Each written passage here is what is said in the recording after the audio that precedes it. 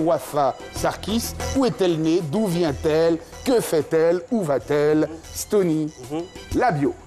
D'accord. Wafa Sarkis. D'où vient-elle? C'est simple.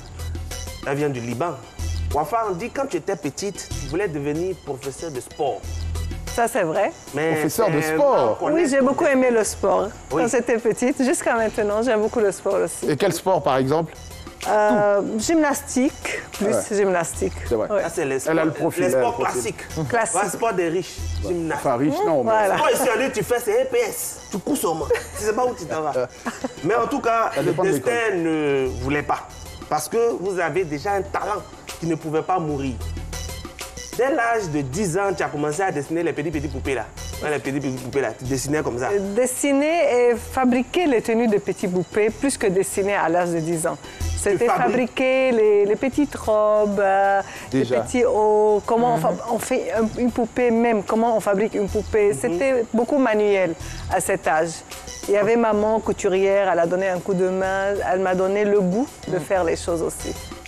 D'accord, donc en tout cas, un jour, ta cousine, elle a vu tes dessins, tout ce que tu sais faire. Elle a dit, mais il y a la Foufou. Parce que Foufou, c'était ton petit nom de caresse quand tu étais petite. Elle dit, mais tu dessines bien. Il faut que tu sois un peu styliste. Tu as dit, mais comment ça? Styliste, c'est quoi? C'est comme ça, tu es parti t'inscrire dans une école de stylisme, de modéliste. Et après ton diplôme, tu as travaillé dans certaines maisons de couture, mais il n'y avait pas l'argent dedans. Il n'y a pas beaucoup d'argent dedans. Alors qu'en tant que bonne Libanaise, tu sais chercher l'argent, tu dois chercher l'argent. Tu es parti travailler dans l'assurance, tu as travaillé dans cosmétique, mais il y a quelque chose qui te disait, donc toi tu as fait tout école ça là, c'est pour venir vendre pommade des gens.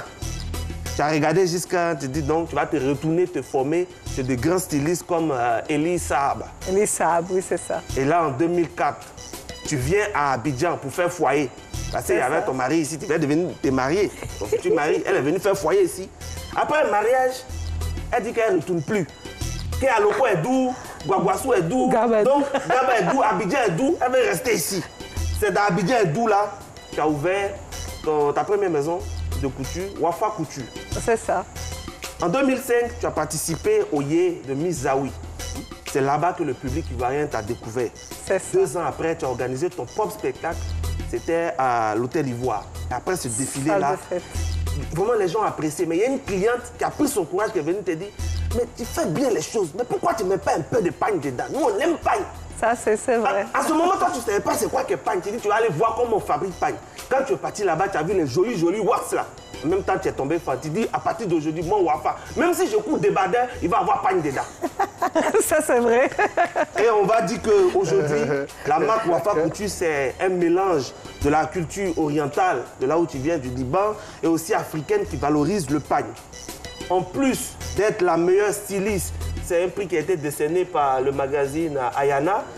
Il faut dire que tu as beaucoup tourné aussi en Afrique, Congo, Bénin, où tu as présenté tes créations qui ont déjà foule partout en Afrique. Tu es aujourd'hui l'initiatrice de l'un des plus grands défilés de mode en Côte d'Ivoire qui s'appelle Paillettes et Lumière. Et tu as même habillé les filles de l'ex-première dame, Simone Gbagbo, quand elles ont fait leur mariage. C'est vrai. C'est ce que je ne vous ai pas dit. Depuis 5 ans, elle habite Tata Dominique, la première dame de ce pays. Wow. Ça s'applaudit quand même. Donc, quand on regarde tout ça, on peut te dire que bravo, tu as bien fait de ne pas devenir professeur de sport. Parce que si tu n'étais pas là, les pagnes là, on allait prendre pour attacher seulement, on n'allait pas savoir qu'il fallait coudre. En tout cas, chez nous, à MMB, on dit que tu es dangereuse. Bravo et félicitations. Merci.